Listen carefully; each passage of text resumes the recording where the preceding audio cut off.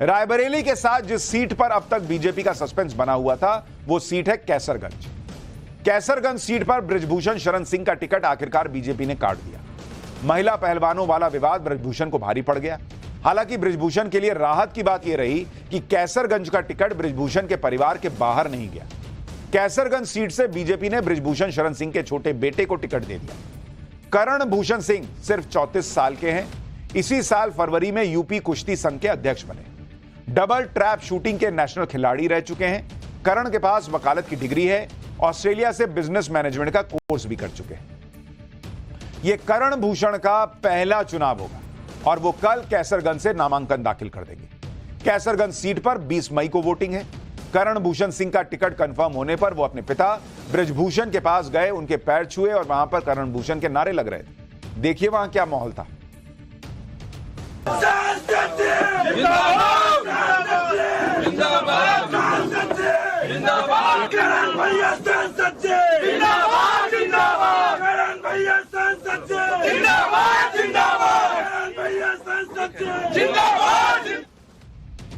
बृजभूषण शरण सिंह का ticket BJP ने इसलिए काटा क्योंकि वो लंबे वक्त से विवादों में घिरे और पहलवानों के यौन शोषण के केस में फंसे। इसी वजह से कैसरगंज सीट पर बीजेपी बृजभूषण शरण सिंह को टिकट देने का फैसला नहीं कर रही थी और इस सीट पर लंबे वक्त से सस्पेंस चल रहा। यूपी में इस बार बीजेपी ने 80 की 80 सीटें जीतने का बड़ा टारगेट रखा है। इसलिए बीजेपी ने एक एक सीट पर बहुत गुणा गणित करके टिकट दिया। इसी सावधानी की वजह से कैसरगंज सीट पर बीजेपी ने जल्दबाजी में कोई फैसला नहीं लिया। पहले 2 चरण के चुनाव होने तक बीजेपी ने इंतजार किया क्योंकि माना जाता है कि सिर्फ कैसरगंज ही नहीं, आसपास की भी कुछ सीटों पर बृजभूषण शरण सिंह का प्रभाव है। हालांकि ग्राउंड पर बृजभूषण शरण सिंह ने बीजेपी पर खूब दबाव बनाया। वो यही माहौल बना रहे थे कि टिकट तो उन्हीं को मिलेगा, उनकी उम्मीदवारी मजबूत है क्योंकि बृजभूषण शरण सिंह लगातार 3 बार से कैसरगंज सीट से सांसद रह चुके हैं। साल 2009 में वो समाजवादी पार्टी के टिकट पर सांसद बने, फिर समाजवादी पार्टी को छोड़कर बीजेपी में आ गए। साल 2014 और साल 2019 में वो बीजेपी के टिकट पर कैसरगंज से चुनाव लड़े और जीत गए।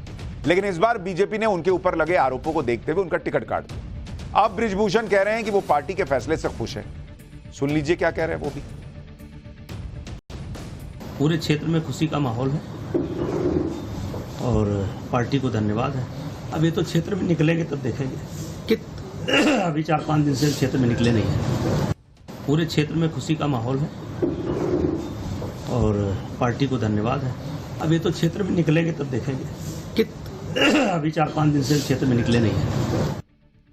हालांकि बृजभूषण लगातार अपने दबदबे की धौंस दिखा रहे थे। यहां तक कह रहे थे कि उनका टिकट काटने वाला कौन है। उनका पुराना बयान सुनिए। आपको टिकट मिल रहा है? कौन काट रहा है उसका नाम बताओ। बृजभूषण जी काटोगे आप?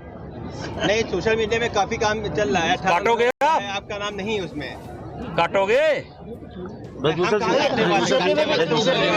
काट लेना। तो कुछ दिन पहले तक ये रंगत थी कि कौन काटेगा मेरा टिकट। अब टिकट कट भी गया तो कह रहे हैं कि पार्टी को धन्यवाद है। वैसे टिकट बृजभूषण को मिले या उनके बेटे को, बात एक ही है। बृजभूषण के परिवार के बाहर टिकट इसलिए नहीं गया क्योंकि बृजभूषण का सिर्फ अपनी सीट पर नहीं बल्कि कई सीटों पर अच्छा खासा प्रभाव है। इनमें गोंडा, बलरामपुर, बहराइच, श्रावस्ती, फैजाबाद, बाराबंकी शामिल। बीजेपी का जिस तरह से 80 में से 80 सीटों का टारगेट है, उसमें वो यूपी के किसी भी इलाके में ऐसा कोई प्रयोग नहीं करना चाहती जिससे उसके टारगेट पर कोई इंपैक्ट पड़े। बीजेपी ने यूपी में अपनी सारी सीटें क्लियर कर दी, लेकिन कांग्रेस में जिस तरह का कंफ्यूजन अमेठी और रायबरेली की सीट को लेकर चल रहा है वो गजब है भाई। कल नामांकन का आखिरी दिन है और अब तक कांग्रेस ने क्लियर ही नहीं किया है कि अमेठी और रायबरेली में कैंडिडेट कौन होगा। अमेठी में कांग्रेस के जो भी करता धरता है वो तो कह रहे हैं कि राहुल गांधी के नामांकन की अमेठी में तैयारी हो चुकी है, लेकिन कांग्रेस ने अभी तक आधिकारिक तौर पर कुछ नहीं कहा। पहले लग रहा था हो सकता है ये भी सोच रहे हो कि बीजेपी बोले तब हम रायबरेली में कैंडिडेट उतारेंगे। अब तो बीजेपी ने बोल भी दिया, दोपहर में ही बोल दिया, लेकिन कांग्रेस के कैंडिडेट का अब तक नाम नहीं आया। सुनिए अमेठी में कांग्रेस के नेता को, फिर बताऊंगा कि अमित शाह ने अमेठी रायबरेली पर कांग्रेस के कंफ्यूजन को लेकर क्या कहा है।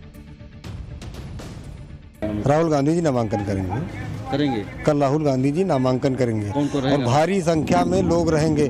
अमेठी के जनमानस के लिए बड़ी बात है कि उनके नेता आ गए हैं और वो नामांकन कल करेंगे। कौन कौन रहेगा? नामांकन की बड़ी तैयारी हो गई है। नामांकन में हो सकता है पूरा परिवार है, क्योंकि हमेशा ज्यादातर परिवार के साथ ही आते जाते रहते हैं। नामांकन कर पत्र खरीदने की बात सामने आ रही है ऑनलाइन। अब ऑनलाइन की बात नहीं बता सकते, लेकिन कल पर्चा दाखिला राहुल गांधी जी करेंगे। कितने बजे होगा? दोपहर में करेंगे। अब आप सोचिए कितनी अजीब सी स्थिति है कि गांधी परिवार का जिसे गढ़ कहा जाता है रायबरेली और अमेठी, वहां गांधी परिवार के लोग अगर लड़ने वाले हैं तो बताने में क्या जा रहा है बॉस? कार्यकर्ता का तो और मनोबल ही ना बढ़ेगा अगर आप पहले ही बता दीजिएगा कि हम लड़ रहे हैं। कितना सस्पेंस किस बात का? यहां अलग ही मैसेज जा रहा है कि कार्यकर्ता हाथ जोड़ रहा है कि आइए तो राहुल बाबा आइए तो आप लड़िए। तो लोग कह रहे हैं कि राहुल गांधी आए तो लड़े, तो राहुल जी हैं कि आने को ही तैयार नहीं है, घोषणा ही नहीं हो रही है नाम की। पता नहीं क्या अंदर मामला फंसा हुआ है। यही सब देख के फिर नरेंद्र मोदी इनको शहजादा बोलने लगते हैं। अंदर क्या मामला फंसा है अभी हमारी सहयोगी रंजिता के पास चलेंगे तो थोड़ा और पता चलेगा। लेकिन अमेठी में किस तरह से तैयारी हो रही है वो भी देखिए। वहां कांग्रेस दफ्तर में राहुल गांधी के बड़े बड़े पोस्टर लगाए जा रहे हैं। पोस्टर में राहुल गांधी के साथ अखिलेश यादव की भी तस्वीर लगी है। कांग्रेस दफ्तर में हाईटेक रथ भी तैयार किया गया है, उसे फूलों से सजाया जा रहा है। कांग्रेस दफ्तर में टेंट लगाए जा रहे हैं। संवाददाता हमारी रंजिता झा इस वक्त अमेठी में मौजूद है, चलते हैं उनके पास। रंजिता, पार्टी के अंदर क्या चल रहा है? इतना सस्पेंस क्यों? कल नामांकन है, अभी तक कुछ पता नहीं चल रहा, और वहां ग्राउंड पर क्या चल रहा है आप ही बताइए भाई, आप तो अंदर की बहुत खबरें लाती हैं।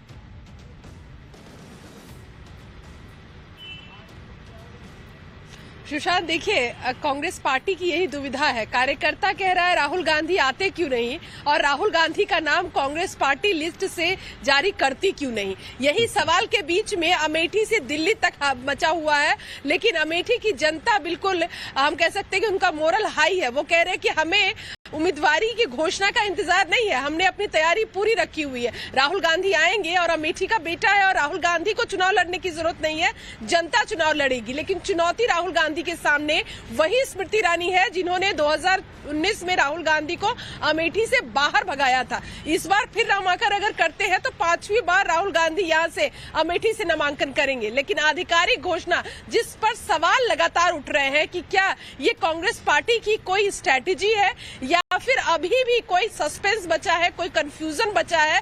यही वजह है कि कांग्रेस पार्टी जो है वो घोषणा नहीं कर रही है। न सिर्फ अमेठी बल्कि रायबरेली पर भी कुछ ऐसी स्थिति है।